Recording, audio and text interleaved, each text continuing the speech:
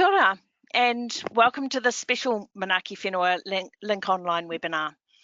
Today we welcome Maya Hunt and Lillian Fougere from the Department of Conservation. Maya is a senior international advisor at the Department of Conservation and was closely involved in the preparation and negotiation of the new Global Biodiversity Framework as part of the official New Zealand delegation. So it's great to have her here to share firsthand the key elements of the new global agreement and how New Zealand contributed to its development. This is a massive topic, and our 30 minutes together only allows for a really brief introduction. This is also the first of 2 webinars on related topics, and the next session later this month will look at the New Zealand situation. Manaaki Whenua and the Department of Conservation work in partnership across a wide range of science, policy and practical projects to enhance New Zealand's biodiversity, and we're really delighted to present this webinar mini-series together. Now over to you, Maya. Kia ora tātou. Thanks very much for that introduction, Christine, and thank you everyone for joining this webinar. So I'm here to talk about the landmark new Global Biodiversity Pact adopted at the UN Convention on Biodiversity's COP15 last December.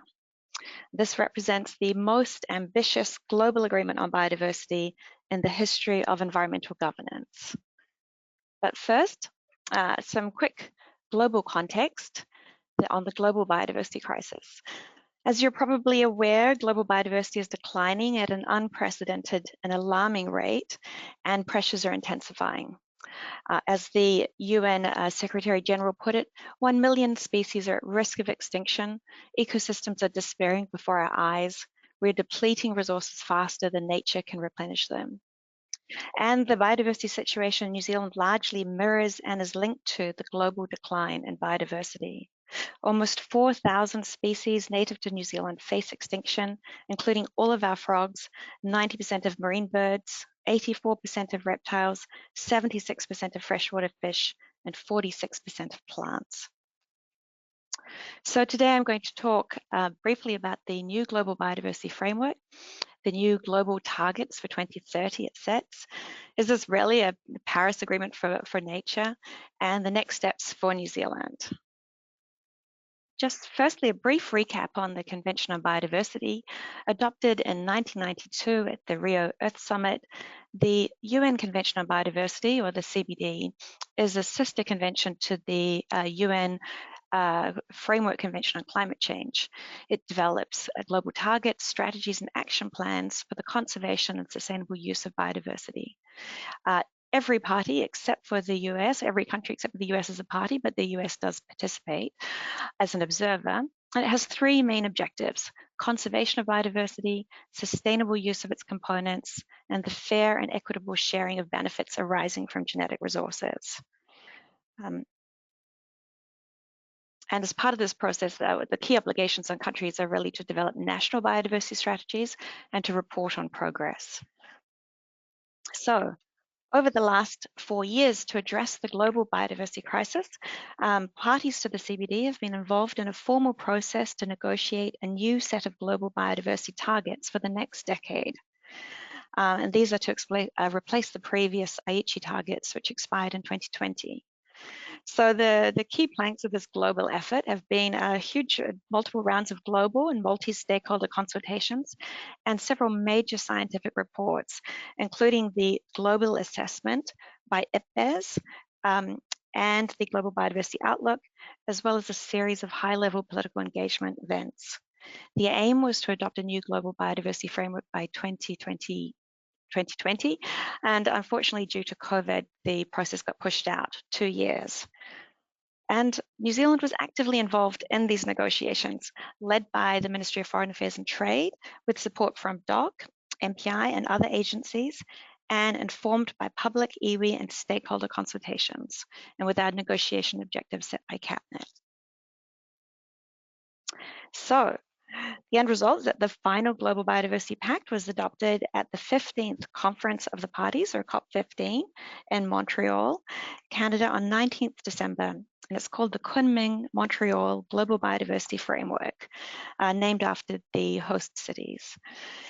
The Kunming-Montreal Pact has been likened to the Paris Agreement for climate change. It commits countries to a series of targets to protect and restore biodiversity. So the actual framework itself is this comprehensive package of decisions, negotiated text, very wordy. I won't go into them. I'm mostly just going to talk about the first decision, which is the Global Biodiversity Framework, or GBF itself. The next webinar is going to look at the monitoring framework and the new headline indicators for biodiversity, which all countries will need to start reporting against. But that's just a quick glance of the decisions if you want to follow up and read it in detail. So the GBF comprises a 2050 vision, a 2030 mission, also known as a global goal for nature, 4 overarching global goals for 2050, 23 action-oriented global targets for urgent action over the decade to 2030 and beyond. And the framework also has, as mentioned, a biodiversity monitoring framework, enhanced planning, reporting, and review requirements. So planning is national biodiversity strategy setting, and a resource mobilization strategy. And of course, this new framework includes the very well-profiled 30 by 30 commitment to protect 30% of the planet by 2030, which is target 3. So the GBF aims to catalyze, enable, and galvanize urgent and transformative action by governments and subnational authorities, so councils as well, with the involvement of all of society to halt and reverse biodiversity loss. And a really key point here is that the GBF calls on everyone to help implement it. And so the framework very explicitly recognizes non-state actor commitments, so that's everyone, in addition to countries, to work towards its implementation. And there's a specific call out you'll see to Indigenous peoples, subnational governments, NGOs, research organizations, business, and sectors related to or dependent on biodiversity, so that includes, for example, farming, to develop commitments to contribute towards national biodiversity strategies and the Kunming Global Biodiversity Framework. And there's an opportunity to submit these voluntary commitments on the CBD's online platform. So just so you know that everything I'm talking about is definitely calling for your input as well. So the key ambition of the Global Biodiversity Framework is encapsulated in its mission, or global goal for nature, which is to take urgent action to halt and reverse biodiversity loss, to put nature on a path to recovery for the benefit of people and planet. But to halt and reverse biodiversity loss by 2030, that is the key global goal. And the framework includes these 4 high-level outcome goals for 2050. I won't go into much detail. These used to have a lot of, in the draft text, a lot of numerical elements in them and specific quantitative targets for 2030. Unfortunately, what you see here is that these are very high level, highly negotiated language. There's a lot of substance to them when you look into them, but I think a key point to highlight here is, though, while they look very generic and high level, there's quite strong biodiversity indicators that sit underneath them, which countries will need to report against. So don't worry, you won't have to read all that, but that just gives you a sense of the targets are all quite wordy. They're negotiated text, vastly fought over. They include a lot of elements, actions, aims, channels, considerations, and many key elements of ambition. But to look at them in summary, there are 23 targets, and they cover all of the economy, all of society. They're organized in 3 groups: reducing threats to biodiversity, meeting people's needs through sustainable use and benefit sharing, and tools and solution for implementation and mainstreaming. But in this way, the targets are intended to tackle the direct drivers of biodiversity loss, especially those identified in the IPBES global assessment, as well as their indirect socioeconomic causes. The actions in each target are intended to be initiated immediately and completed by 2030, and together they should enable achievement of the 2050 goals. So let's touch on just a few of the global targets, but very quickly, as hopefully you can come back and read them in depth at a later time. So, for example, target 1 is looking at is to reduce the loss of high-value biodiversity areas close to zero by 2030 through 100% biodiversity inclusive spatial planning, specifically focused on land use change decisions. So this is just paraphrasing and summarizing the target. Then there's target 30 to ensure that at least 30% of the world's land and oceans are in protected areas by 2030. This is a global target, remember. Target 6 to reduce the introduction and establishment of invasive alien species by at least 50%. Target 8 is on the interactions between biodiversity and climate change and how biodiversity can contribute to climate mitigation, adaptation, and resilience, including through nature-based solutions. There are other lots of strong key elements of ambition across the targets, for example, reducing pollution and risks from pesticides by at least 50%, promoting agroecology and biodiversity-friendly practices, enhancing urban, green space and native biodiversity in cities, reducing the global footprint of consumption, halving food waste. So there's lots of inspiring actions across society. But just to look at one target in detail, the highly profiled 30 by 30 target, which you may have heard of. This is the full text of the target. I've highlighted in bold some of the key elements. It is longer even than most of the other targets, not all of them, very wordy, but this is the length of the wording represents how sensitive it is to get every country in the world just about to sign up to this. And so this was a huge achievement from the framework. Really, if it's implemented, it could require, for example, in New Zealand, substantial enhanced efforts to increase the ecological representativeness and connectivity of our protected areas, the extent to which we really protect remaining rare ecosystems. In the marine space, it could, if it were applied nationally, require significant expansion of our marine protected areas and the levels of effective protection they afford. And I guess it's just, there's some great elements in this target. New Zealand was very strong, arguing for the importance of this target, recognizing and respecting the rights of Indigenous peoples. And there was also a huge movement globally to ensure that Indigenous territories, where they're applicable, so essentially being managed as protected areas, should also be able to count towards this target. The other key element that we were certainly very strong on was ensuring that we retain these quality elements, particularly around ecological representation, connectivity, and effective management. So what are countries' obligations to implement the global goals? It should be noted that all of the goals and targets are global in nature. Countries are not legally bound or obligated to achieve them within their own national jurisdictions. However, countries are now called on to update their national biodiversity strategies and action plans by COP16, which will be probably October next year, to reflect the new global biodiversity framework. Updated national biodiversity strategies are to include a set of national targets addressing or contributing to each of the new global goals and targets. Parties are also asked to develop national biodiversity finance plans, and they'll also need to monitor and report internationally on their progress using a new set of global biodiversity indicators. So is this really a Paris moment for nature? A once-in-a-decade agreement to halt and reverse the destruction of nature? A comprehensive plan for transformative change, huge moment for nature. I mean, so many positive reactions to the framework. And yet, unfortunately, we know that previous global efforts have been far from successful. Recent assessments have shown that previous efforts have been far from adequate. In fact, none of the previous Aichi targets were fully achieved. And actually, the evidence suggests that without a substantial change in approach, these successive failures will almost certainly be repeated. So why should this set of new global targets be any different when others have failed in the past?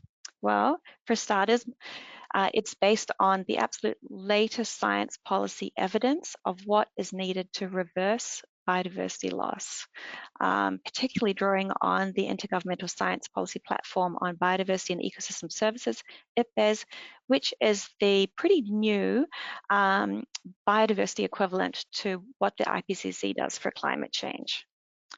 The key finding of that science is that we need transformative change.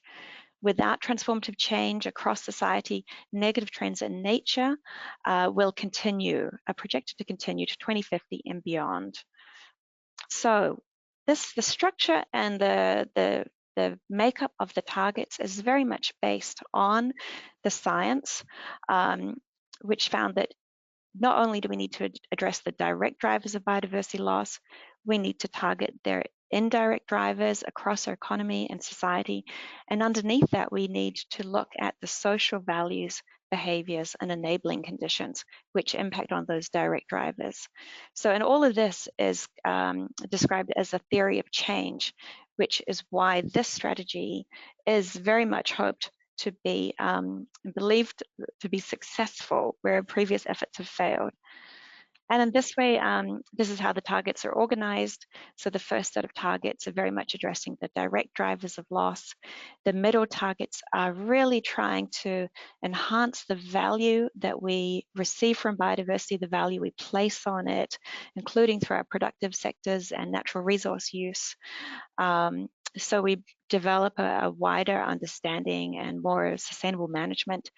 And then, as you'll see, there's a lot of targets addressing the systems, the governance, the incentives, and the tools and enabling conditions, which should position us to address those direct and indirect drivers. So in this way, the GBF is not limited just to, for example, biodiversity conservation on the DOC estate or public conservation land. It's really looking at transformative change across the sector, food systems, transition to green economy, natural capital accounting, empowering Indigenous people's rights, addressing sustainable production and consumption, knowledge and science. All of this is covered by the framework. And so for this reason, it's hoped that many of the targets could be transformational in nature. And just very quickly to illustrate Global Target 15 on nature disclosures for business, requires large companies and financial institutions to monitor and disclose their dependencies on nature and to monitor their impacts. And if implemented, this could require these large companies to know and account for how dependent they are on nature across their supply chains and the extent to which their operations are impacting on nature. And when you think about that, I mean, this could be a driver, for example, in support potentially of biodiversity crediting or greening of global finance to support nature outcomes. So there's a lot of potential transformation here. Another key transformation offered by the GBF is that it's a watershed moment in the global recognition of Indigenous people's rights. It gives recognition across the framework, but also under specific targets of the need to recognize the rights of Indigenous peoples, particularly in the 30 by 30 protected areas target. And this was very much an area of the negotiations that New Zealand played a leading role. We also contributed significantly to the framework recognizing the worldviews and values of Indigenous peoples, including by recognizing the rights of nature. And here's a quote from Minister Porter Williams. The framework recognizes the essential contribution of Maori and other Indigenous peoples as kaitiaki to the sustainable management and conservation of nature. It is now up to us individually and in partnership with others to play our part. So very, very quickly, the GBF is also supported by stronger accountability mechanisms. There'll be a global gap analysis of ambition next year, a global review of progress. I won't go into those, but the biodiversity monitoring will be covered by the next webinar.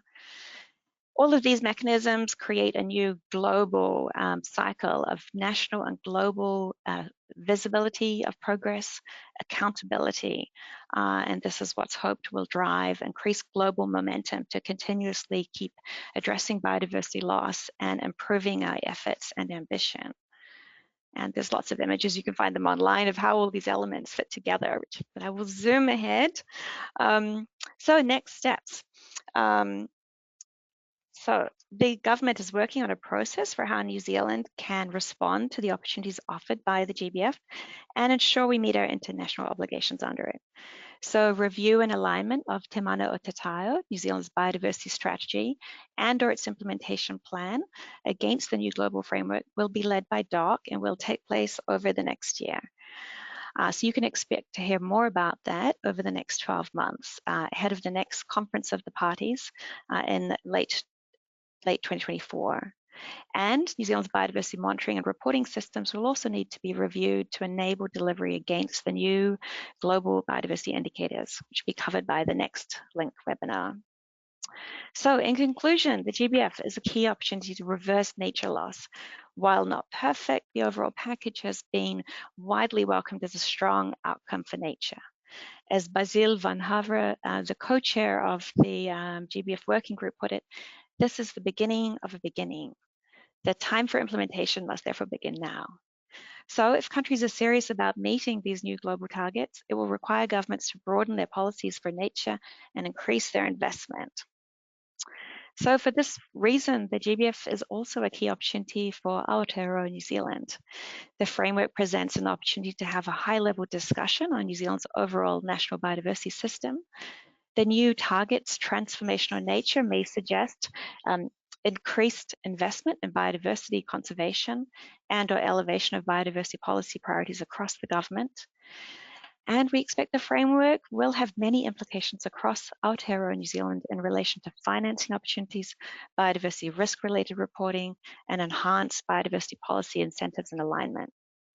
So is the GBF really a new deal for nature?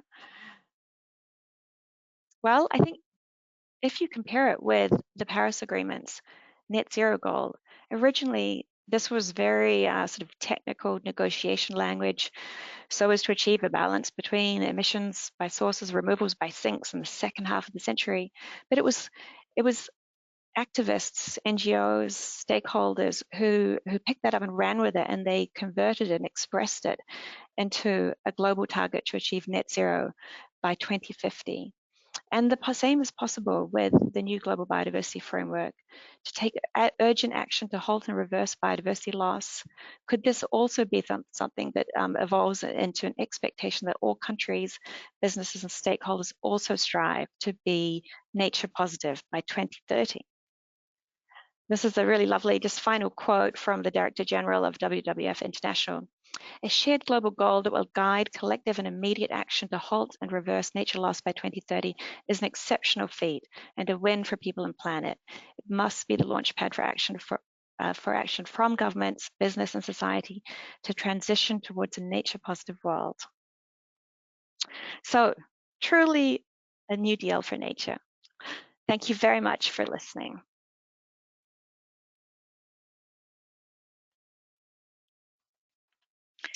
Kia ora, and thank you very much, Maya. That was absolutely fantastic. A bit of a whirlwind, and I can see from the questions coming in that you've covered such a lot of ground. We've got time for just a few questions. So I'm going to sort of summarize up some of the things that were coming through on the question feed. And the first one that I have here is, there's a lot of targets. Are they all just as important as each other? Yes, great question, because it can look quite overwhelming. The reality is that all sectors of the economy impact on biodiversity. Every interaction we have, every material item around us probably had an impact on biodiversity and its production. So yes, it is designed to cover the whole of society. And it's really trying to get at this, how do we actually get at the underlying drivers of biodiversity loss? So for that reason, as you'll have seen, there's a very large number of targets. addressing not only all of the direct drivers, it's important we tackle all of the direct drivers of biodiversity loss, climate change invasives, pollution, land use change, overexploitation, but also what's causing them. And it's not just enough to put in place the economic systems or the policies to create those effective governance systems. You need to change people's minds and heart sets. So yes, I'd say all of the targets are really critical and important, even if you might have some favorite ones amongst them yourself. Great, thanks for that. And the other question is around the comparison with the climate change targets, and to what extent you expect that the same success will apply. You know, that the global targets aren't legally binding, so will they make a difference? Yeah, I think it's a good question. I mean, there's a lot of the global reaction to this GBF was very excited, comparing it to the Paris Agreement. Of course, the Paris Agreement is a standalone, legally binding treaty. This Global Biodiversity Framework is a strategy which is adopted under the Convention on Biodiversity. It's not legally binding, but it picks up on countries' legally binding obligations under the Convention on Biodiversity to prepare national biodiversity strategies, to work towards them and to report on progress. But where this agreement is really advanced is in its thinking about, well, how do you design effective strategies and how do you really make a change? And in that sense, the strategy is a little bit like our national emissions reduction plan, but it's at a global level, and it's really trying to, as you can see, it's been designed to try and achieve this transformative change across society and the economy. So hopefully, because it's building on that latest science policy evidence, especially around social sciences, it will offer to be just as effective as what we're seeing in the climate space. Great. And here's one with numbers. If the goal is 30% of land and ocean protected by 2030, how much is protected now? Do we know? Yes, we do know, because the previous IHE targets committed the world to achieve 17% terrestrial protected areas and 10% marine. And the World Database on Protected Areas tracks those numbers. You can check that out online. The world did, I think it just squeaked through and achieved those numbers. But of course, it's not just about the area, it's not just about the number, it's the quality of the conservation outcomes, the level of protection afforded, and that will be mixed across the board. We know there's a tendency to protect areas which are very hard to reach or of no particular economic value. So there's still enormous need globally to protect the areas that are really critical for biodiversity conservation. Fantastic. One last one. Does every country need to make a 30% protection, or will some countries make more than others, and then we still meet the global target? Absolutely, and this answer applies to all the targets. So the targets are very much global in nature. It's for every country to contribute according to their circumstances, their opportunities, their priorities. Especially in the 30 by 30 being a global target, that means it picks up on the high seas, which is quite a significant area of global area. That said, of course, the global targets set a benchmark and an aspiration, and they give a guide to what is the level of ambition that almost all countries were able to agree to and sign up to. So it's certainly worth taking that consideration in mind for ourselves, and as we decide how we as a country want to contribute to them. But absolutely, we need to be very mindful of what we most need to do as a country to contribute to biodiversity conservation and sustainable use, and define that ourselves. So yeah, hope that answers that question. Many thanks, Maya, and Lillian there in the background. This has been a great introduction to the framework, and I'm sure it will be the startup for many more conversations. Thanks everyone for joining us today and for your great questions. We will try and address some of those and follow up. There will be some key links and references in the follow-up email, and we will of course share this presentation online with all of you. Don't forget to watch for the invitation for the next webinar in this little mini-series. It'll be on the 24th of August, and Peter Bellingham, Anne Gale Osei and Elaine Wright will discuss how New Zealand will monitor and track its contribution to the global biodiversity goals. Thanks again, Maya, and we'll see you all again in a couple of weeks. Thanks so much, everyone.